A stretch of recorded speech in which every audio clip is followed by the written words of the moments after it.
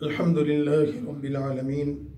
والصلاة والسلام على أشرف الأنبياء والمرسلين وعلى آله وأصحابه ومن تبعهم بإحسان إلى يوم الدين. أما بعد فأعوذ بالله من الشيطان الرجيم. بسم الله الرحمن الرحيم. ألف لام را تلك آيات الكتاب الحكيم. أكان للناس عجبا أن أوحينا إلى رجل منهم أن أنذر الناس وبشر الذين آمنوا أن لهم قدم صدق عند ربهم قال الكافرون إن هذا لساحر مبين. صدق اللہ العظیم. سورہ یونس قرآن کریم کی 10 نمبر سورت ہے اور نزولی اعتبار سے اس سورت کا نمبر 51 ہے. یہ سورت بھی رسول اللہ صلی اللہ علیہ وسلم پر مکہ مکرمہ میں ہجرت سے پہلے نازل ہوئی تھی اور تقریباً پون پارے کی یہ سورت ہے اور اس میں 109 آیات اور 11 رکوع ہیں. سورت کا نام ایک پیغمبر حضرت یونس علیہ السلام سے منسوب ہے، اس وجہ سے کہ اس سورت کے آخر میں آیت نمبر 98 میں اللہ کے پیغمبر حضرت یونس علیہ السلام کا اور ان کی قوم کا ایک قصہ ذکر کیا گیا ہے. اسی مناسبت سے اس سورت کا نام حضرت یونس علیہ السلام کی طرف منسوب ہے. اس سورت کا موضوع وہی ہے جو مکہ مکرمہ میں نازل ہونے والی صورتوں کا اکثر موضوع ہے، جس میں اللہ کی توحید کو بیان کیا جائے گا. اسی طرح انبیاء علیہم السلام کی نبوت اور رسالت کا بیان ہے اور اس کے ساتھ ہی آخرت کا ذکر ہے. مرنے کے بعد زندہ ہونا، اس پر ہر انسان کا ایمان ہونا چاہیے. یہ سورت مجموعی طور پر ان تین موضوعات پر بحث کرتی ہے اور خصوصیت سے اس سورت میں رسول اللہ صلی اللہ علیہ وسلم پر نازل ہونے والی کتاب قرآن کریم کا ذکر کیا گیا ہے اور اس میں مسلمانوں کو بتایا گیا ہے کہ اللہ کی کتاب قرآن اللہ کی طرف سے نازل کردہ ہے اور یہ اللہ تعالیٰ کی طرف سے اپنے پیغمبر کو عطا کیا جانے والا ایک علمی معجزہ ہے اور دنیا اس معجزے کا نہ مقابلہ کر سکتی ہے، نہ اس کی مثال لا سکتی ہے اور نہ ہی اس کے مقابل کسی قسم کا کوئی کلام لا سکتی ہے. سورت کے آغاز میں ہی سب سے پہلی آیت الف لام را حروف مقطعات میں سے ہے، جس کے معنی، جس کے مفہوم اور مضمون کو اللہ جانتا ہے اور ان کلمات کے معانی اور مفہوم کو سمجھنے میں بندے عاجز ہیں. فرمایا تلک آیات الکتاب الحکیم، یہ کلمات اور یہ آیات جس کتاب کے ہیں وہ کتاب ایک حکمت والی کتاب ہے، حکیم ذات کی حکیم کتاب ہے. اس کتاب میں جو معانی ہیں، اس کتاب میں جو مفاہیم ہیں، اس کتاب میں جو مضامین ہیں اور رسول اللہ صلی اللہ علیہ وسلم پر جو کچھ ہم نے وحی کی شکل میں نازل کیا ہے، اس کا مقصد انسانوں کو اللہ کے عذاب سے ڈرانا اور اللہ تعالیٰ کی ماننے والوں، اطاعت کرنے والوں کو خوشخبری دینا ہے. لیکن قرآن کریم ایسا زبردست معجزہ ہے کہ لوگ قرآن کا نہ مقابلہ کر سکتے ہیں، نہ کافر قرآن کی مثل کوئی اور کتاب لا سکتے ہیں اور نہ ہی اس قرآن کے مقابلے میں ان کے پاس کوئی کلام موجود ہے. اس وجہ سے وہ اس قرآن سے متاثر ہو کر اور اس قرآن عظیم سے مرعوب ہو کر اس پر ایمان لانے کی بجائے یہ کہتے ہیں ان ھذا لساحر مبین، کہ یہ تو جادوگر کا کلام ہے. نبی کو نعوذ باللہ جادوگر کہہ دیا اور نبی کے کلام کو جو اللہ کی طرف سے ان پر نازل کیا گیا اس کو جادو سے تعبیر کر دیا. تو بتایا گیا کہ خاتم المرسلین صلی اللہ علیہ وسلم کی نبوت اور رسالت سے اور ان پر آنے والے اس کلام سے کسی کو کوئی تعجب نہیں ہونا چاہیے، اس وجہ سے کہ یہ اللہ کے پہلے نبی نہیں ہیں. ان سے پہلے بھی مختلف انبیاء علیہ السلام کسی نہ کسی امت میں کوئی نہ کوئی نبی تشریف لاتے رہے ہیں. آپ بھی انہی نبیوں کا ایک تسلسل اور خاتم ہیں، لہٰذا آپ پر تعجب کرنے اور انکار کرنے کی بجائے ایمان لاؤ، یہ اصل راستہ ہے۔ یہ مضمون سورت کا آغاز ہے۔ سورت کا آغاز اس مضمون سے کرنے کے بعد پھر اس کی آیت نمبر 3 سے اللہ تعالیٰ کی وحدانیت، اس کی قدرت کاملہ اور اللہ کی ذات کا تعارف ذکر کیا گیا ہے کہ ان ربکم اللہ الذی خلق السماوات والارض فی 6 ایام۔ تمہارا رب کون ہے؟ تمہارا رب تو وہ ہے کہ جس نے زمین و آسمان کو 6 دن میں پیدا کیا۔ 6 دن میں اللہ نے زمین و آسمان کو پیدا کیا، تو اس کی حکمت کیا ہے؟ وہ 6 دن کون سے تھے؟ یہی والے 6 دن تھے جو زمین و آسمان کے درمیان قائم ہیں، جیسے کوئی 10-12 گھنٹے کا دن ہے، 10-12 گھنٹے کی رات ہے، یا اس سے مراد کوئی اور دن اور رات ہیں؟ ہمیں اس کے بارے میں معلوم نہیں۔ پھر فرمایا ثم استوى علی العرش، اور زمین و آسمان کو بنانے کے بعد اللہ اپنے عرش پر مستوی ہوا۔ استواء عرش کا مطلب کیا ہے؟ عرش پر ٹھہرنا، عرش پر قیام کرنا، مستقیم ہونا، یا کوئی اور معنی یا مفہوم اس کا ہے؟ واللہ اعلم، اس کا اصل معنی تو اللہ ہی جانتا ہے۔ یہ وہ ساری چیزیں ہیں۔ استواء عرش کیا ہے؟ 6 دن میں زمین و آسمان کا بننا کیا ہے؟ الف لام را کیا ہے؟ یہ متشابہات قرآن میں سے ہے۔ ان میں اللہ تعالیٰ کی اس کی مراد اللہ ہی جانتے ہیں، بندوں کو اس کا علم موجود نہیں ہے۔ لیکن ان آیات میں اللہ کی ربوبیت کو، اس کی الوہیت کو، اس کی عبودیت کو، اس کی الوہیت اور عبودیت اور ربوبیت کے حقائق کو بیان کرتے ہوئے خالق اور مخلوق کے درمیان تعلق کی بنیاد بتائی گئی ہے، اور بتایا گیا ہے کہ تمہارا رب جو تمہارا خالق ہے وہی تمہارا الہ ہے، وہی تمہارا رب ہے، اور وہی عبادت کے لائق ہے، اور وہ عبادت کے لائق ہونے کا حقدار بھی ہے، کیونکہ ساری کائنات اس کے قبضہ قدرت میں اور وہ اس کا مالک ہے، اور یہ ساری کائنات کا نظام اس کی ربوبیت کا گواہ ہے، شاہد ہے، اور اس کا اقرار کر رہا ہے۔ تو اللہ کی توحید بیان کرنے کے بعد پھر انسانیت کے 2 گروہوں کا ذکر کیا کہ اللہ تعالیٰ کی قدرت کاملہ کے دلائل پر غور کرو، اور اس غور کرنے کے بعد اور ان حقیقتوں کے سامنے آنے کے بعد انسانیت 2 حصوں میں تقسیم ہو گئی۔ ایک گروہ اللہ تعالیٰ کی توحید کی تکذیب کرنے والا، انکار کرنے والا، اور دوسرا تکذیب اللہ تعالیٰ کی توحید کی تصدیق کرنے والا، جنہوں نے اللہ کی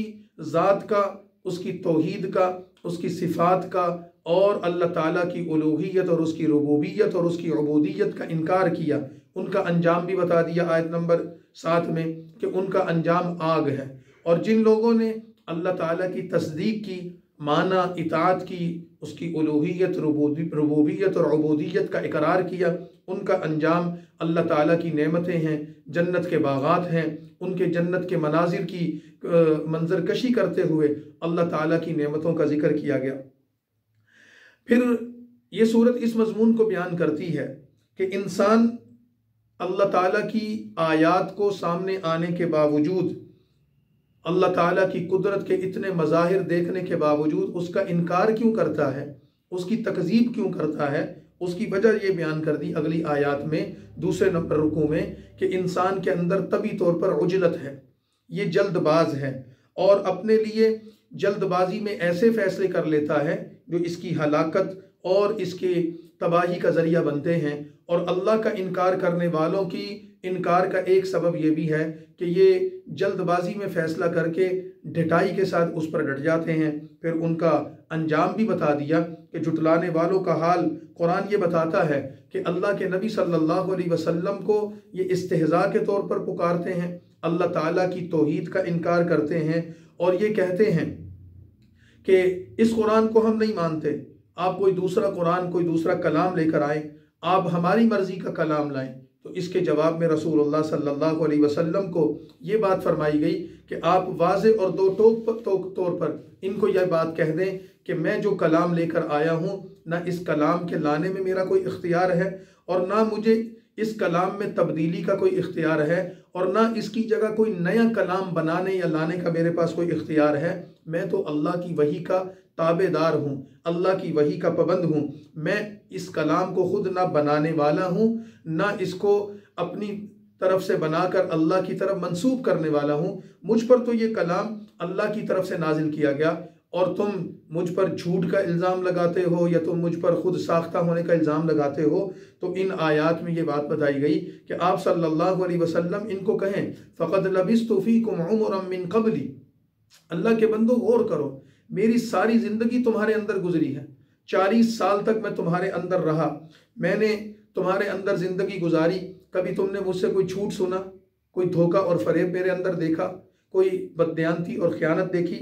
کیا تم نے کبھی دیکھا کہ میں نے کسی استاد سے علم حاصل کیا ہو یا میں نے کسی سے کچھ پڑھنا یا لکھنا سیکھا ہو؟ تو یہ کیسے ہو سکتا ہے؟ نہ میں نے جھوٹ بولا، نہ میں نے فریب کیا، نہ میں نے کسی استاد سے کچھ پڑھنا یا لکھنا سیکھا، اور نہ ہی میں کسی ادارے میں، کسی درسگاہ میں، کسی مدرسے، اسکول، کالج میں گیا، تو پھر کیسے میں یہ کلام لا سکتا ہوں، بنا سکتا ہوں؟ اس کا مطلب یہ ہے کہ جھوٹ تم بول رہے ہو، الزام تم لگا رہے ہو، یہ کلام اللہ کا ہے جو مجھ پر نازل ہوا ہے۔ رسول اللہ صلی اللہ علیہ وسلم کی یہ خصوصیت ایسی تھی کہ آپ کی طرف جھوٹ کی نسبت کافر بھی آسانی سے نہیں کر سکتے تھے۔ سیرت کی کتابوں میں وہ واقعہ موجود ہے کہ ہرقل بادشاہ کے دربار میں جب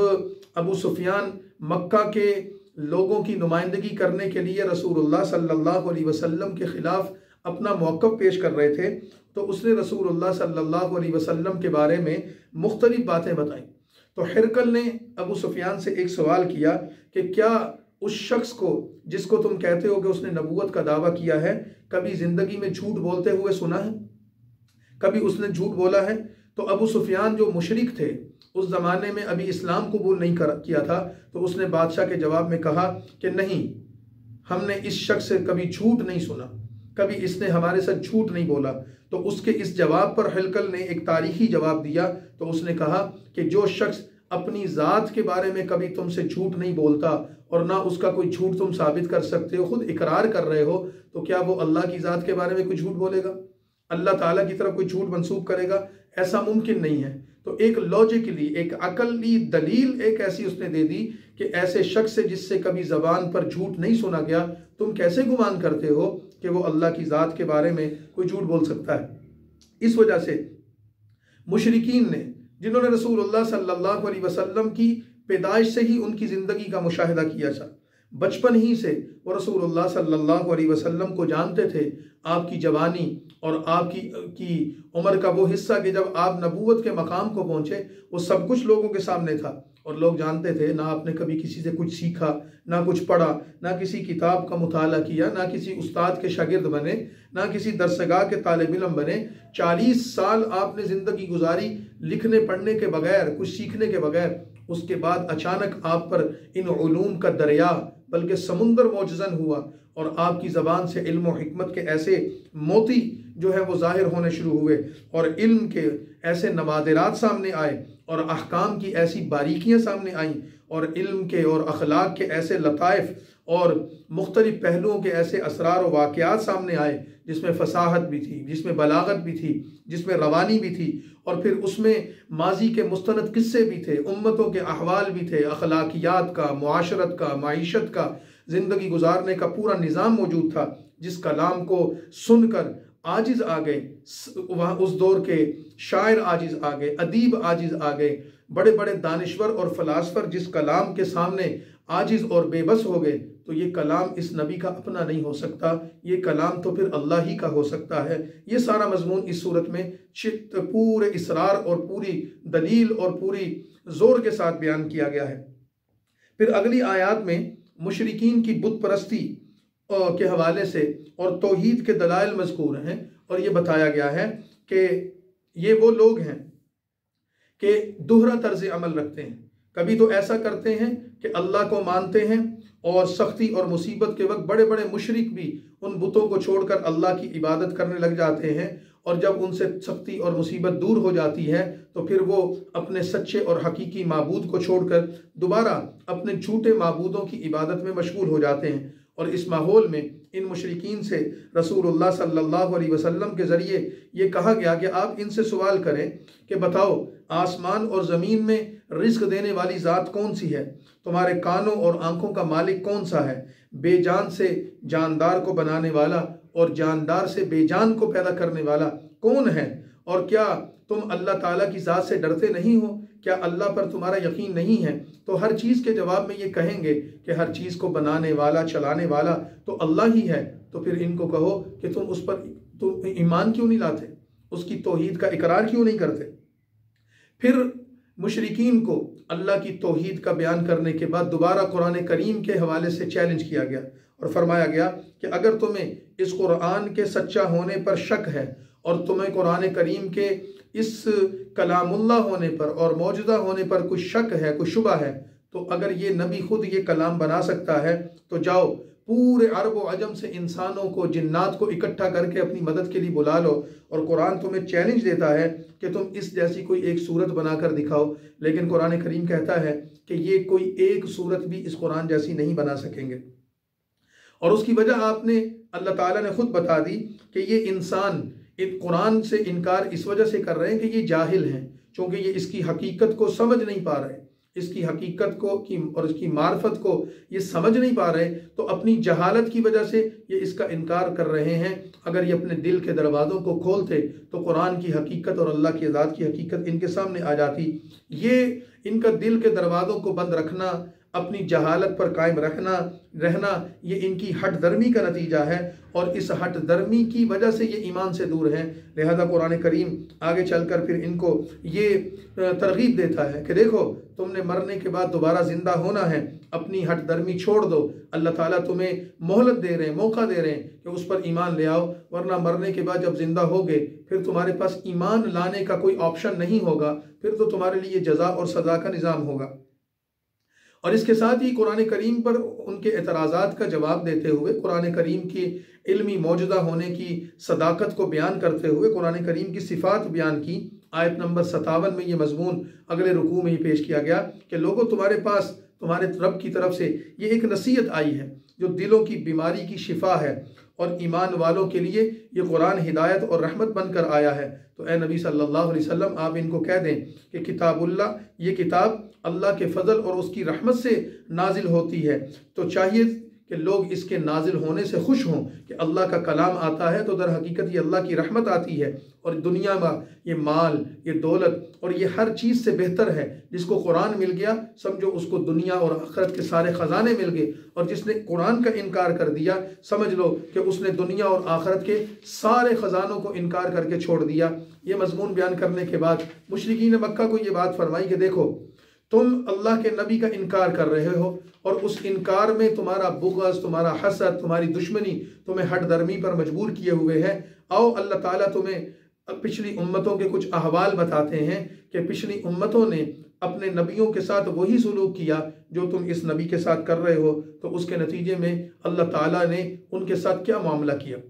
رکوع نمبر 8 میں قرآن کریم نے یہ ذکر کیا ہے کہ حضرت نوح علیہ السلام کا قصہ ذکر کر کے کہ جو ایک طویل العمر نبی تھے اور جن کی عمر اور زمانہ تبلیغ تمام انبیاء علیہ السلام سے لمبا ہے، کہ انہوں نے 950 سال مسلسل اپنی قوم کو دعوت دی اور چند ایک لوگوں کے علاوہ کوئی مسلمان نہ ہوا، تو اللہ تعالیٰ فرماتے ہیں کہ نتیجہ کیا نکلا؟ ان کی قوم کے لوگوں کو اللہ نے پھر عذاب سے دوچار کر دیا۔ اس کے بعد دوسرا قصہ حضرت موسیٰ علیہ السلام اور حضرت ہارون علیہ السلام کا بیان کیا گیا کہ جن دونوں بھائیوں کو اللہ نے نبوت دے کر فرعون کے پاس بھیجا اور جا کر کہا کہ فرعون کو سمجھاؤ، اپنے معجزات دکھاؤ، اس کو اخلاق کی، ایمان کی، اچھے کردار کی دعوت دو۔ نتیجہ کیا نکلا کہ فرعون نے ان کی بات ماننے سے انکار کر دیا، بنی اسرائیل پر ظلم و ستم میں اضافہ کر دیا، حضرت موسیٰ اور ان کے بھائی کو قتل کرنے کے منصوبے بنانے لگا، اور یہ کہنے لگا کہ تم ہمارے اقتدار پر قبضہ کرنے آئے ہو۔ تو اللہ تعالیٰ نے فرمایا ہم نے بنی اسرائیل کو اس کے ظلم سے نجات دی،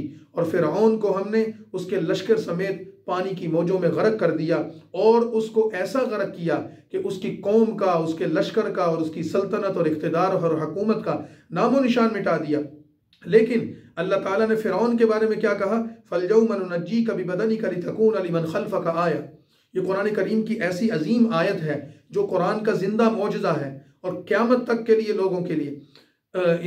ایک عبرت کا سامان ہے کہ فرعون جو موسیٰ علیہ السلام کے زمانے کا بادشاہ تھا اور رسول اللہ صلی اللہ علیہ وسلم کے زمانے سے ہزاروں سال پہلے گزرا، اور قرآن اس کے بارے میں کہتا ہے کہ اے فرعون تجھے ہم نے غرق کر دیا، موت دے دی، لیکن تجھے ختم نہیں کیا، تیرے بدن کو، تیرے جسم کو، تیرے وجود کو ہم نے باقی رکھا ہے، لمن خلفک آیا، تیرے بعد آنے والے لوگ، تیرے بعد آنے والی قومیں اور تیرے بعد آنے والے زمانے وہ تیرے اس جسم سے عبرت حاصل کریں گے۔ اور آج بھی مصر کے عجائب گھر میں اس فرعون کی لاش موجود ہے، اور تاریخ دان،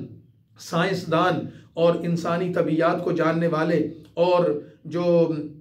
آثار قدیمہ کے ماہرین وہ سب اس بات پر متفق ہیں کہ یہ وہی فرعون ہے جس کو نیل کی موجوں میں غرق کر کے اللہ نے نشان عبرت بنا دیا تھا، جو موسیٰ علیہ السلام کے مقابلے پر آ کر کہتا تھا انا ربکم العالی، میں سب سے بڑا خدا ہوں، میرے علاوہ کوئی نہیں ہے، مجھے سجدہ کرو، میری عبادت کرو۔ تو فرمایا آج انسانوں کے لیے وہ عبرت کا نشانہ بنا ہوا ہے، اور ہزاروں سالوں سے اس کی لاش پڑی ہے، اور لوگ اس لاش سے سبق حاصل کریں۔ یہ اللہ تعالیٰ بیان کرنے کے بعد پھر تیسرے نبی حضرت یونس علیہ السلام کا قصہ بیان کرتے ہیں۔ حضرت یونس علیہ السلام جن کے نام پر یہ سورت ہے، اور اس سورت کے اختتام پر انہی کا قصے کو بیان کیا گیا اور فرمایا گیا کہ حضرت یونس علیہ السلام اللہ کے نبی تھے۔ حضرت یونس علیہ السلام ایک بستی نینوا نام کی ایک بستی میں اللہ تعالیٰ نے ان کو بھیجا تھا، تو قوم نے ان کی ناقدری کی، نافرمانی کی۔ حضرت یونس ان کو سمجھاتے رہے، اور پھر ایک وقت ایسا آیا کہ حضرت یونس نے ان کے لیے بد دعا کی کہ اے اللہ، اس قوم کے لوگ ہدایت کی طرف نہیں آتے، سرکشی اور بغاوت میں حد سے زیادہ آگے بڑھ چکے ہیں، آپ ان پر عذاب نازل کر دیجیے۔ تو اللہ تعالیٰ نے حضرت یونس علیہ السلام پر وحی کی کہ اے یونس، ہم آپ کی قوم پر عذاب اتار دیں گے، 3 دن کے بعد عذاب آ جائے گا، 3 دن تک ان کو مہلت ہے۔ تو حضرت یونس علیہ السلام یہ سمجھ کر کہ قوم نے نہ توبہ کرنی ہے نہ باز آنا ہے، عذاب ان کا مقدر ہو گیا ہے، تو 3 دن پہلے ہی بستی کو چھوڑ کر چلے گئے، اور ایک دریا پر پہنچے یا سمندر پر پہنچے، اور اس کی کشتی پر بیٹھ کر سفر شروع کیا۔ تو حضرت یونس علیہ السلام جب گئے تو پیچھے سے بستی کے لوگ پریشان ہوئے، ان کو ایسا محسوس ہوا کہ ہماری تباہی آنے والی۔ تو کچھ لوگوں نے ان کو سمجھایا اور ان کے دل میں خوف خدا پیدا ہوا، تو وہ سارے لوگ ایک میدان میں نکلے اور گڑ گڑا کر اللہ پر ایمان لائے اور توبہ اور استغفار کرنے لگے کہ یا اللہ ہمیں معاف کر دے۔ تو ان کی توبہ اور استغفار اور ان کے گڑ گڑانے پر اللہ تعالیٰ کو ان پر رحم آیا، اور اللہ تعالیٰ نے ان کو معاف کر دیا، اور وہ عذاب جو 3 دن کے بعد ان پر آنا تھا وہ ٹل گیا۔ ادھر حضرت یونس علیہ السلام یہ سمجھ کر گئے کہ بستی تو برباد ہو گئی، ہلاک ہو گئی، عذاب آ گیا، لیکن ان کا جانا اپنی مرضی سے تھا، اللہ تعالیٰ کی اجازت سے نہیں تھا۔ تو ان پر ایسا امتحان آیا کہ اللہ تعالیٰ نے جب وہ کشتی میں سوار ہوئے تو ایک ایسی شکل بنی کہ کشتی والوں نے ان کو اٹھا کر دریا میں پھینک دیا۔ اور کتابوں میں یہ قصہ ذکر کیا گیا ہے کہ قرآن کریم نے تو یہ بات ذکر نہیں کی، لیکن روایات میں یہ ذکر کیا گیا ہے کہ کشتی جب سمندر میں گئی تو اس پر طوفان آ گیا، تو طوفان کی موجیں اتنی زیادہ تھیں کہ لگتا تھا کہ ابھی کشتی ڈوب جائے گی۔ تو کشتی کے ملاح نے کہا کہ مجھے لگتا ہے کہ کوئی غلام ہے جو اپنے آقا سے بھاگ کر آیا ہے اور ہماری کشتی میں سوار ہو گیا ہے، وہ خود بتا دے، مجھے لگتا ہے کہ اس نافرمان اور بھاگے ہوئے غلام کی وجہ سے ہماری کشتی اس آفت میں پھنس گئی۔ تو لوگوں نے ایک دوسرے کی طرف دیکھا اور کوئی نہ بولا۔ تو بعض میں یہ ہے کہ اس میں قرآن اندازی کی گئی، تو جب قرآن نکلا تو وہ حضرت یونس کا نام نکلا کہ ان کو یہ متعین کیا گیا کہ یہ ہیں جو اپنے آقا سے بھاگے ہوئے ہیں۔ تو لوگوں نے حضرت یونس کے بارے میں یہ فیصلہ کیا کہ ان کو کشتی سے اٹھا کر پھینک دیا جائے باہر سمندر میں، ان کی وجہ سے ہماری کشتی غرق ہوگی۔ تو حضرت یونس کو کشتی سے اٹھا کر سمندر میں پھینک دیا گیا۔ تو قرآن کریم یہ بتاتا ہے کہ کشتی میں وہ جو پانی اور طغیانی میں پھنسی ہوئی تھی، انہیں سمندر میں جب پھینک دیا تو اللہ کے حکم سے ایک بہت بڑی مچھلی نے ان کو زندہ ہی اپنے اندر نگل لیا، اور کئی دن تک حضرت یونس علیہ السلام مچھلی کے پیٹ میں زندہ رہے، اور ایک عرصے کے بعد اللہ کے حکم سے اس مچھلی نے ان کو ایک ساحل پر جا کر اگل دیا۔ تو وہ زندہ پہلے نگل گئی اور پھر زندہ ان کو اگل دیا، اور جس زمانے میں وہ مچھلی کے پیٹ میں رہے تو قرآن کریم کی سورہ انبیاء میں ذکر کیا گیا ہے کہ فنادا فی الظلمات اللہ الہ الا انت سبحانک انی کنت من الظالمین۔ تو یونس علیہ السلام اس مچھلی کے پیٹ کے اندھیروں میں رب کو پکارتے تھے اور اللہ کو پکار کر کہتے تھے کہ اے اللہ مجھے نجات عطا فرما دے۔ تو اللہ تعالیٰ نے یونس علیہ السلام کو یہ سارا اپنی قدرت کا منظر دکھایا، اور ادھر سے نینوا والوں کی، ان کی بستی والوں کی اللہ تعالیٰ نے توبہ قبول کر لی۔ تو یہ سارے قصے بیان کر کے حاصل کلام اس صورت کا کیا ہے؟ مشرکین مکہ کو تنبیہ کی جا رہی ہے کہ اے مکہ کے مشرکو، اللہ سے ڈرو، کفر اور شرک سے باز آ جاؤ، قیامت پر ایمان رکھو، ورنہ اللہ تعالیٰ قیامت کا محتاج نہیں، وہ عذاب دینا چاہے تو اس دنیا میں بھی عذاب دے سکتا ہے، پکڑنا چاہے تو اس دنیا میں بھی پکڑ سکتا ہے۔ اس تنبیہ کے ساتھ پھر اللہ تعالیٰ ایک پوری انسانیت کو یہ دعوت دیتے ہیں کہ اللہ کے علاوہ کسی کی عبادت نہ کرو، اللہ تعالیٰ کے علاوہ کسی کو اس کی ذات میں شریک نہ ٹھہراؤ، اور اللہ ہی کی طرف رخ کر کے متوجہ ہو جاؤ۔ اور پھر مسلمانوں کو یہ بشارت دی، رسول اللہ صلی اللہ علیہ وسلم کو اور مسلمانوں کو، کہ یاد رکھیے مشرکین مکہ اور کافروں کی تکلیفوں سے، پریشانیوں سے گھبرانے کی ضرورت نہیں ہے، اللہ کی مدد آپ کے بالکل قریب ہے، اور ہماری سنت اور طریقہ یہ ہے کہ ہم آزماتے ہیں لیکن ایمان والوں کو بالآخر نجات عطا فرماتے ہیں۔ اور اس کے ساتھ ہی یہ بات فرما دی کہ رسول اللہ صلی اللہ علیہ وسلم کو کہ جو کچھ اللہ تعالیٰ کی طرف سے آپ پر وحی کی گئی ہے، آپ اس وحی کی تابعداری کیجئے، اور آپ صبر کے ساتھ اللہ کے حکم کا انتظار کیجئے، اللہ تعالیٰ آپ کو بے یار و مددگار نہیں چھوڑے گا۔ سورت کا آغاز بھی قرآن کریم کی معجزہ ہونے اور اس کی اہمیت کو بیان کر کے کیا گیا تھا، اور پھر سورت کا اختتام بھی قرآن کریم کے متعلق ہی وحی کا ذکر کر کے کیا گیا کہ جو اللہ اس قرآن کو نازل کر رہا ہے وہ اللہ اس قرآن کی حفاظت بھی کرنے والا ہے، اور آپ صلی اللہ علیہ وسلم پر اس قرآن کو نازل کرنے کا مقصد یہ ہے کہ آپ اس کی اتباع کریں اور اس پر اور خود بھی چلیں اور مسلمانوں کو بھی اس پر چلنے کی تلقین دیں۔ اس طرح یہاں سورہ یونس مکمل ہو گئی۔ قرآن کریم کی اگلی سورت 11 نمبر سورت سورہ ہود ہے۔ یہ سورت نزول کے اعتبار سے 52ویں نمبر پر ہے۔ یہ 11ویں پارے کا اختتام ہے، اس کی 5 آیات 11ویں پارے میں ہیں، اور پھر آگے اس کا بقیہ حصہ 12ویں پارے میں ہے۔ تو اس صورت میں رسول اللہ صلی اللہ علیہ وسلم پر مکہ مکرمہ میں ہی یہ صورت نازل ہوئی تھی، اور اس میں 123 آیات اور 10 رکوع ہیں۔ سورت کا نام ہود پیغمبر کے نام پر ہے۔ حضرت ہود علیہ السلام اللہ کے ایک پیغمبر تھے، اور ان کی قوم کا قصہ، قوم عاد کا قصہ قرآن کریم کی مختلف صورتوں میں بیان ہوا ہے۔ جو قوم بہت ہی بڑی سخت جان قوم تھی، بڑی سرکش اور نافرمان قوم تھی، اور اللہ کے نبی حضرت ہود علیہ السلام کی بے شمار نصیحتوں اور بہت لمبی محنت کے باوجود چند لوگوں کے علاوہ کسی نے بھی حضرت ہود کی بات کو نہ سنا، اسلام قبول نہ کیا، تو اللہ تعالیٰ نے اس صورت میں ان کے قصے کو نقل کر کے بتایا کہ بالآخر قوم عاد کو اللہ نے کیسے اس دنیا میں عبرت کا نشانہ بنا دیا۔ اس صورت کا آغاز بھی حروف مقطعات سے ہو رہا ہے، اور فرمایا الف لام را کتاب احکمت آیاتہ ثم فصلت من لدن حکیم خبیر، کہ یہ صورت اور یہ قرآن اللہ تعالیٰ کی کتاب ہے، اور اللہ تعالیٰ نے اس کو نازل کیا ہے، اور پھر اللہ نے اس قرآن کی حکمت کو، اس کی عظمت کو، اس کے مقام کو بیان کیا، اور فرمایا کہ اس کے اندر کسی قسم کا شک اور شبہ نہیں ہے، اس کے اندر کوئی کمی نہیں ہے، کوئی تعارض نہیں ہے، قرآن کریم کے اندر کسی قسم کا کوئی چول نہیں ہے، کیونکہ یہ اللہ کی کتاب ہے۔ قرآن کے محکم ہونے کی ایک بڑی وجہ یہ بھی بتائی کہ اس کی تفسیر اور تشریح اس ذات نے کی ہے کہ جو حکیم بھی ہے اور خبیر بھی ہے۔ اللہ کی ذات کی 2 صفات بیان کر دی، حکمت والی ذات بھی ہے اور خبر رکھنے والی ذات بھی ہے۔ اس کا ہر حکم کسی نہ کسی حکمت پر مبنی ہے، اور وہ انسان کے ماضی کو جانتا ہے، اس کے حال کو جانتا ہے، اس کے مستقبل کو جانتا ہے، انسان کی نفسیاتی کمزوریوں کو جانتا ہے، اس کی ضروریات کا علم جانتا ہے، اور انسان کے تمام ضروریات کے ساتھ ساتھ اس کی فطرت کو بنانے والا اور جاننے والا اللہ ہے۔ تو وہ اللہ اس انسان کی فطرت کی ضرورتوں کے مطابق اپنا قرآن اور اپنے احکام نازل کرتا ہے تاکہ لوگ اس پر عمل کریں۔ اور پھر اس کے ساتھ ہی سورت میں توحید کے مضامین بیان ہوئے۔ یہ سورت بھی چونکہ مکی ہے تو اس میں عقیدہ توحید کو، رسالت کو اور آخرت کو بڑی تفصیل کے ساتھ بیان کرتے ہوئے یہ بات فرمائی گئی ہے کہ اللہ تعالیٰ کی عبادت کرو، اس کے علاوہ کسی کی عبادت نہ کرو۔ اور پھر یہ فرمایا کہ اے نبی صلی اللہ علیہ وسلم آپ لوگوں کو بتا دیں میں اللہ کی طرف سے تمہارے لیے نذیر یعنی ڈرانے والا اور بشیر یعنی خوشخبری دینے والا ہوں۔ اللہ تعالیٰ نے مجھے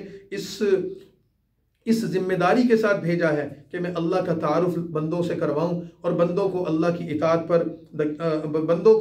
اطاعت کے راستے پر چلنے کی تعلیم دوں۔ اور پھر ساتھ ہی 12ویں پارے کے آغاز میں اس صورت میں یہ بتایا گیا ہے کہ اللہ کی ذات کون ہے۔ ساری مخلوق کو رزق دینے والا اللہ ہے، مخلوق میں انسان ہوں، جنات ہوں، چوپائے ہوں، کیڑے مکوڑے، حشرات الارض ہوں، پانی میں رہنے والی مخلوقات ہوں، زمین پر رینگنے والے، زمین پر چلنے والے، زمین پر رہنے والے، آسمانوں اور فضاؤں میں اڑنے والے، سب کو رزق پہنچانے والا اللہ ہے۔ کوئی مخلوق ایسی نہیں جس کو اللہ رزق نہ دیتا ہو۔ تو وہ اللہ جو ہر مخلوق کو رزق دیتا ہے، کیا وہ انسان کو رزق نہیں دے گا؟ تو پھر انسان اپنے کمانے کی فکر میں، اپنے مال و دولت کی حرص میں اس اللہ کو بھول جائے، یہ بہت بڑی زیادتی ہے۔ تو اصل چیز وہ ضد اور عناد ہے کہ جو اللہ اور اس کے رسول کے ساتھ ان کافروں کو ہے۔ تو مشرکوں کو بار بار چیلنج کرتے ہوئے یہ بات فرمائی گئی ہے کہ تم قرآن پر ایمان لاؤ۔ اگر تم قرآن پر ایمان نہیں لاتے اور تم یہ کہتے ہو کہ یہ قرآن تو انسانوں کا بنایا ہوا کلام ہے، یہ قرآن تو خود حضور صلی اللہ علیہ وسلم نے بنایا ہے، تو پھر اس صورت میں مسلمانوں کے ذریعے،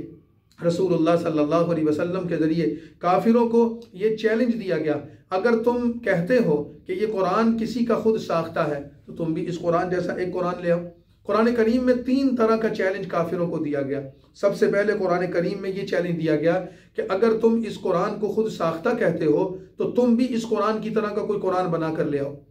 کافر اس چیلنج کو قبول نہ کر سکے تو اللہ تعالیٰ نے دوسرا چیلنج یہ دیا سورہ ہود میں کہ اگر تم اس قرآن کی طرح کا پورا قرآن نہیں بنا سکتے تو پھر تم اس قرآن کی طرح کی کوئی 10 صورتیں ہی بنا کر لے آؤ۔ اللہ تمہیں اس کا چیلنج دیتا ہے کہ تم 10 صورتیں بنا کر لے آؤ۔ تو اگر تم 10 صورتیں بنا لو، ام یقولون افترا قل فأتوا بعشر سور مثلہ مفتریات ودعوا من استطعتم من دون اللہ، اللہ کے علاوہ سارے جہان کو اپنی مدد کے لیے بلا لو، لیکن اللہ کا کلام کہتا ہے تم ساری دنیا کو ملا کر بھی اس قرآن کی طرح کا قرآن یا اس کی 10 صورتوں کی طرح کی کوئی صورت نہیں بنا سکتے۔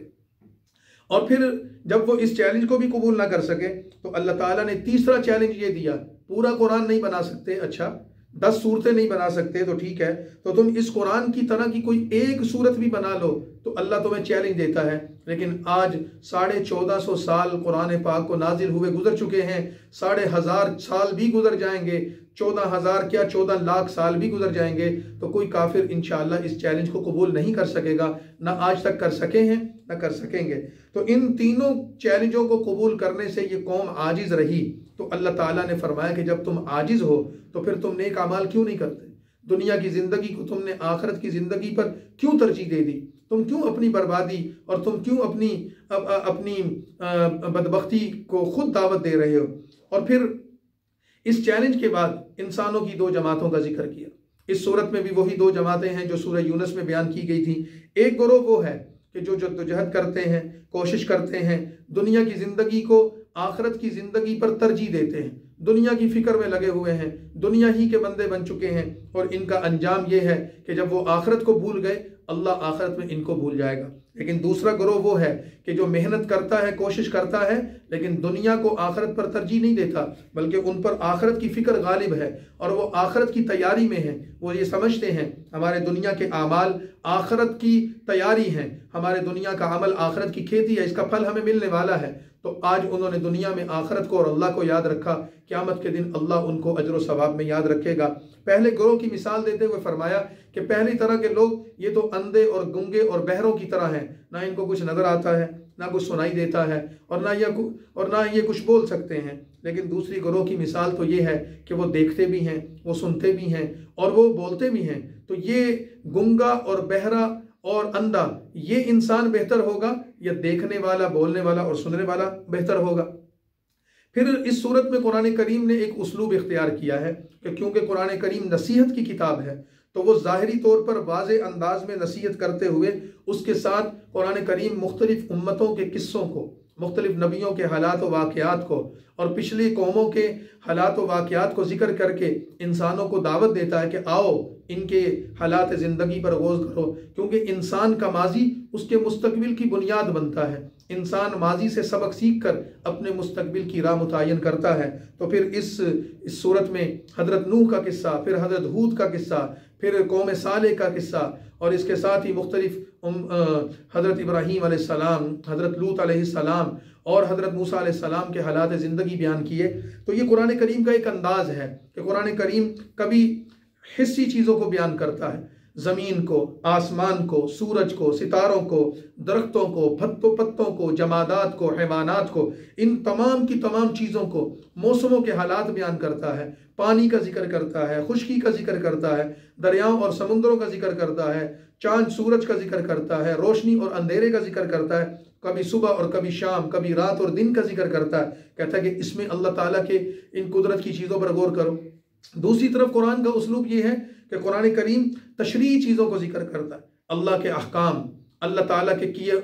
کرنے والے کام، اللہ نے جن کاموں سے روکا ان کی تفصیل، احکامات شریعت، اور پھر اس کے ساتھ ساتھ ماننے والوں کا انجام، نہ ماننے والوں کا حال اور حشر۔ یہ ساری چیزیں قرآن بیان کرتا ہے، جس کا مقصد یہ ہے کہ لوگ اس سے سبق حاصل کریں۔ وحی اور نبوت کے حوالے سے سورہ ہود میں بھی قرآن کریم کے اس مخصوص انداز کی جھلک نظر آتی ہے کہ سب سے پہلے قرآن کی صداقت کو، اس کی توحید اور رسالت کی حقانیت کو تفصیل کے ساتھ ذکر کیا گیا، اور اس کے بعد پھر وَلَقَدْ أَرْسَلْنَا نُوحًا إِلَىٰ قَوْمِهِ إِنِّي لَكُمْ نَذِيرٌ مُبِينٌ سے سورہ ہود کے تیسرے رکوع کا آغاز ہوتا ہے، اور پھر یہ 2-3 رکوع مسلسل حضرت نوح علیہ السلام کی قوم کا پورا تفصیلی حال ذکر کیا گیا کہ جب ان کی قوم نے مسلسل حضرت نوح کی نافرمانی کی اور وہ شرک میں اور برے اعمال میں حد سے آگے بڑھ گئے، 950 سال کی محنت کے بعد نوح علیہ السلام نے اللہ سے بد دعا کی، رب لا تذر علی الارض من الکافرین دیارا، اے اللہ اس روئے زمین پر کسی کافر کو نہ چھوڑنا زندہ، سب کو ہلاک و برباد کر دے۔ تو نوح علیہ السلام کی بد دعا ان کے حق میں ایسے قبول ہوئی کہ اللہ تعالیٰ کے حکم سے زمین سے پانی نکلا، آسمان سے پانی برسا، ایک تنور تھا، وفارت تنور حتی اذا جاء امرنا وفارت تنور، ایک تنور تھا، ایک جیسے یہ روٹی لگانے والا تنور ہوتا ہے، اس ٹائپ کی ایک جگہ تھی، وہاں سے ایک پانی کا فوارہ پھوٹا اور وہ اتنا پانی نکلا کہ زمین پر پھیلنا شروع ہوا، اور پھر آسمان سے پانی برسنا شروع ہوا، اور پھر اس پانی نے پوری زمین کو گھیر لیا۔ اللہ نے نوح علیہ السلام کو حکم دیا کہ آپ کشتی بنائیں اور اپنے ساتھ ایمان والوں کو سوار کر لیں، اور جانوروں اور پرندوں کا ایک ایک جوڑا ساتھ سوار کر لیں، اور اس کے بعد کوئی روئے زمین پر نہیں بچے گا۔ اور پھر وہی ہوا کہ حضرت نوح کشتی پر سوار ہوئے تو ان کی نظر پڑی کہ ان کا بیٹا جو حضرت نوح علیہ السلام کی دعوت کو قبول نہیں کر سکا تھا، اور اس نے حضرت نوح کی دعوت پر لبیک کہنے کی بجائے کافروں کے ساتھ رہنے کو ترجیح دی تھی، تو جب پانی کی موجیں اس کی طرف بڑھی تو حضرت نوح علیہ السلام نے اس کو پکار کر کہا کہ اے میرے بیٹے تو میرے ساتھ آ جا اور میرے ساتھ اس کشتی میں سوار ہو جا، اور وَلَا تَكُن مَعَ الْكَافِرِينَ، کافروں میں شمار نہ ہونا، آج اللہ کا عذاب کافروں کی طرف متوجہ ہو چکا ہے۔ تو اس نے کہا کہ سآوی الی جبل یعصمنی من الماء، والد صاحب کوئی بات نہیں، پانی آئے گا تو میں پہاڑ کی چوٹی پر چلا جاؤں گا تو پہاڑ مجھے پانی سے بچا لے گا۔ تو حضرت نوح علیہ السلام نے اس کو کہا کہ لا عاصم اليوم من امر اللہ الا من رحم، یہ تیری غلط فہمی ہے، آج کوئی پہاڑ، کوئی درخت، کوئی چوٹی، کوئی بلندی کسی کو نہیں بچا سکے گی، آج کے دن وہی بچے گا جس کو اللہ بچائے گا۔ اور پھر کیا ہوا؟ حال بینہم الموج، نوح علیہ السلام نے اپنی آنکھوں سے دیکھا کہ ان کا نافرمان بیٹا پانی کی موجوں کی نظر ہوا، فکان من المغرقین، اور وہ غرق ہو گئے۔ نوح علیہ السلام نے اللہ کو پکارا، اے اللہ میرے اہل کو، میری اولاد کو بچا، آپ نے مجھ سے وعدہ کیا تھا کہ آپ میرے آل کو بچائیں گے۔ تو اللہ تعالیٰ نے فرمایا کہ یا نوح انہ لیس من اہلک، آپ کا بیٹا آپ کے اہل میں شامل نہیں ہے، یہ آپ کا نافرمان بیٹا تھا، آپ کی اصل اولاد، آپ کے اصل آل، آپ کے اصل وہ لوگ ہیں جو آپ کی بات کو قبول کر چکے، ایمان لا چکے، یہ آپ کا نسباً تو بیٹا ہے لیکن روحانی اعتبار سے آپ کا بیٹا نہیں، آپ اس کی فکر چھوڑ دیں اور اللہ سے کسی کافر اور مشرک کی دعا نہ کریں، اس کے بارے میں نہ پکاریں۔ تو نوح علیہ السلام نے اللہ سے اس پر توبہ اور استغفار کی۔ تو قرآن کریم نے وہ منظر بتایا ہے کہ جب پوری زمین پانی سے بھر گئی، آسمان خوب برسا اور روئے زمین کی ہر چیز پانی کے نیچے آ گئی اور ہر چیز غرق ہو گئی، تو قرآن کہتا ہے کہ اللہ نے خطاب کیا وَقِيلَ يَا أَرْضُ ابْلَعِي مَاءَكِ وَيَا سَمَاءُ أَقْلِعِي وَغِيضَ الْمَاءُ وَقُضِيَ الْأَمْرُ، اللہ تعالیٰ نے آسمان کو کہا اے آسمان بس کر جا، اپنے پانی کو روک لے، اور اے زمین خشک ہو جا، اپنے پانی کو جذب کر لے، اور وہ کشتی پھر ایک جودی پہاڑ پر جا کر ٹھہر گئی، اللہ کا حکم آ گیا، کافر سارے غرق ہو گئے اور ایمان والے بچ گئے۔ اس وجہ سے حضرت نوح علیہ السلام کو آدم ثانی بھی کہا جاتا ہے کہ انسانیت کے پہلے باپ تو حضرت آدم ہیں اور انسانیت کے دوسرے باپ حضرت نوح ہیں، کیونکہ حضرت نوح کے زمانے میں سارے انسان برباد ہو گئے تھے، سارے انسان مر گئے تھے، کھپ گئے تھے، 70-75 لوگ باقی بچے تھے، اور حضرت نوح علیہ السلام سے پھر ان 75 لوگوں سے پھر یہ نئی انسانیت شروع ہوئی، اور یہ جو دنیا جتنی آباد ہے یہ حضرت نوح علیہ السلام کے ان لوگوں کی اولاد ہے۔ تو قرآن کریم نے یہ سارا کچھ ذکر کرنے کے بعد مشرکین مکہ کو بتایا کہ دیکھو، اگر اللہ کے نبی نوح علیہ السلام کی قوم پر عذاب آ سکتا ہے اور ان کا بیٹا اس عذاب میں غرق ہو سکتا ہے، تو تم بھی یاد رکھو کہ اللہ کے عذاب سے دور نہیں ہو۔ پھر اگلے رکوع نمبر 5 میں حضرت ہود علیہ السلام کا ذکر کیا، قوم عاد کا ذکر کیا۔ اسی طرح پھر رکوع نمبر 6 میں قوم سمود کا ذکر کیا، ان کے پیغمبر حضرت صالح علیہ السلام کا ذکر کیا۔ پھر اسی طرح رکوع نمبر 7 میں حضرت ابراہیم علیہ السلام کا ذکر کیا کہ حضرت ابراہیم علیہ السلام اللہ کے نبی تھے، اور اللہ کے 2 فرشتے ان کے پاس انسانی شکل میں آئے اور انہوں نے آ کر ان کو خوشخبری دی کہ آپ کے گھر بیٹا پیدا ہوگا۔ تو حضرت ابراہیم علیہ السلام نے کہا کہ میرے گھر میں بیٹا کیسے پیدا ہوگا کہ انا عجوز وہذا بعلی شیخا، کہ میری بیوی تو بانج ہے، بڑھاپا آ گیا ہے، میں بھی بوڑھا ہو گیا، وہ بھی زندگی گزار بیٹھی، اب اولاد کہاں سے ہوگی؟ لیکن انہوں نے فرمایا کہ اللہ تعالیٰ کی طرف سے ہم آپ کو خوشخبری دینے آئے ہیں، اللہ کی رحمت سے آپ کے ہاں برکت آئے گی، رحمت آئے گی، اولاد ہوگی۔ اور اس کے نتیجے میں ابراہیم علیہ السلام کو بڑھاپے میں اولاد ملی، اسماعیل پیدا ہوئے، اسحاق پیدا ہوئے۔ قرآن کریم نے یہ ذکر کر کے پھر یہ بتایا ہے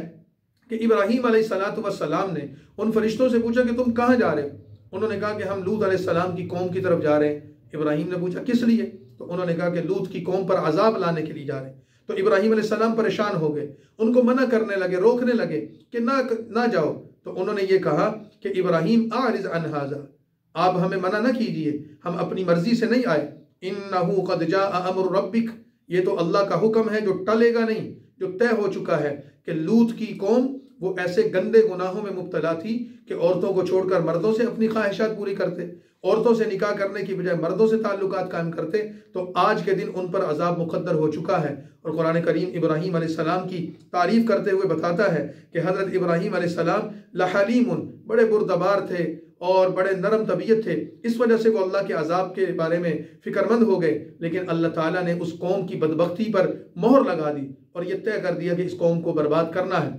اور پھر نتیجہ کیا نکلا کہ وہ فرشتے انسانوں کی شکل میں، خوبصورت لڑکوں کی شکل میں حضرت لوط کے جا کر مہمان بنے، اور پوری قوم ان لڑکوں کے پیچھے پڑ گئی اور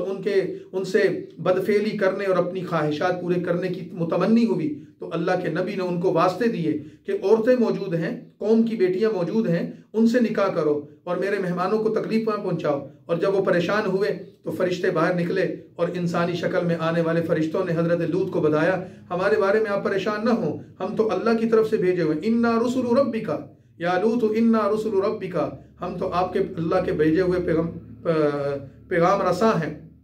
ہم انسان نہیں ہیں اور یہ ہمیں کوئی نقصان نہیں پہنچا سکتے، ہم تو ان پر عذاب لانے کے لیے آئے ہیں۔ فلما جاء امرنا جعلنا عالیہا سافلہا وامطرنا علیہا حجارۃ من سجیل منضود، تو پھر اللہ نے ان پر پتھروں کی بارش کی، اس قوم اور اس بستی کو برباد کر دیا۔ اور اس میں حضرت لوط کی بیوی بھی تھی، فرشتوں نے پہلے بتا دیا تھا کہ آپ کی بیوی نافرمان ہے، خدا کی نافرمان، اللہ کے پیغمبر کی نافرمان۔ آپ کی بیوی ہونے کے باوجود جیسے نوح علیہ السلام کا بیٹا اللہ کے عذاب میں مبتلا ہوا، ایسے آپ کی بیوی بھی اللہ کے عذاب میں مبتلا ہوگی۔ اور پھر اس کے بعد حضرت موسیٰ علیہ السلام کا قصہ ذکر کیا، ان کے ساتھ ہی حضرت ہارون علیہ السلام کا قصہ ذکر کیا کہ انہوں نے بھی محنت کی، لیکن فرعون نے اور ان کی قوم نے ان کی بات کو نہیں سنا، اس کے نتیجے میں وہ بھی عذاب میں مبتلا ہوئے۔ یہ سارے حالات اور واقعات بیان کر کے مشرکین مکہ کو، عرب کے لوگوں کو یہ کہا جا رہا ہے کہ ان پرانی بستیوں کے حالات و واقعات سے سبق حاصل کرو، ان قصوں سے عبرت حاصل کرو، اور یہ تمہیں اس لیے بیان کر رہے ہیں کہ تاکہ تم اپنے انجام کو دیکھ لو۔ اگر تم نافرمانی کے راستے پر رہو گے تو یاد رکھنا تمہارا انجام بھی ان قوموں جیسا ہوگا۔ اور پھر اس سورت کے اختتام پر رسول اللہ صلی اللہ علیہ وسلم کو تسلی دی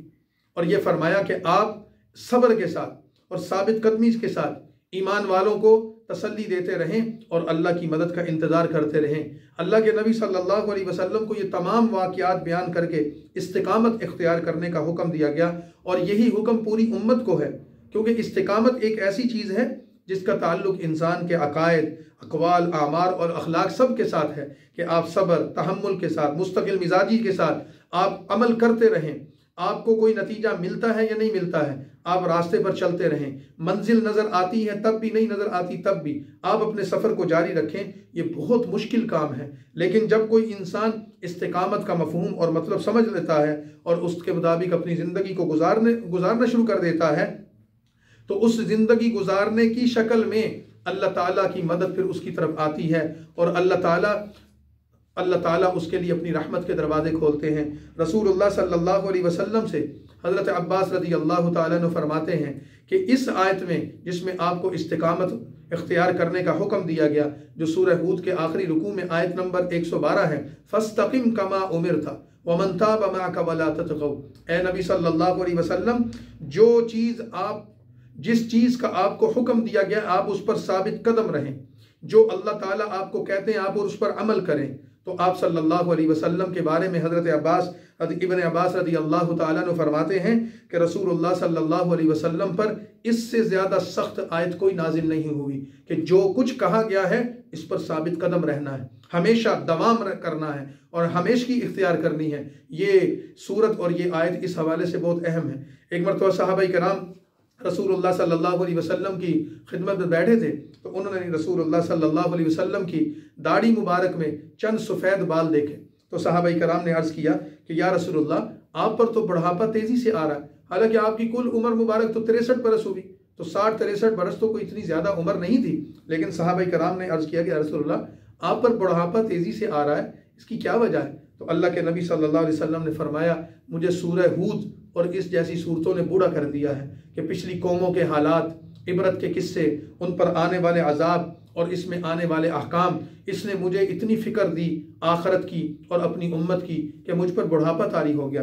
تو علماء کرام اس بارے میں فرماتے ہیں کہ سورہ ہود ہو اور یا اس سورہ ہود کی یہ آیت نمبر 112 ہو، یہ مسلمانوں کو رسول اللہ صلی اللہ علیہ وسلم کے توسط سے حکم دیتی ہے کہ دین پر استقامت کا مظاہرہ کرو، اپنے قدموں میں لغزش نہ آنے دو، صبر اور استقامت اور ہمت کے ساتھ اللہ کے دین پر جو انسان چلتا ہے، اللہ کی مدد و نصرت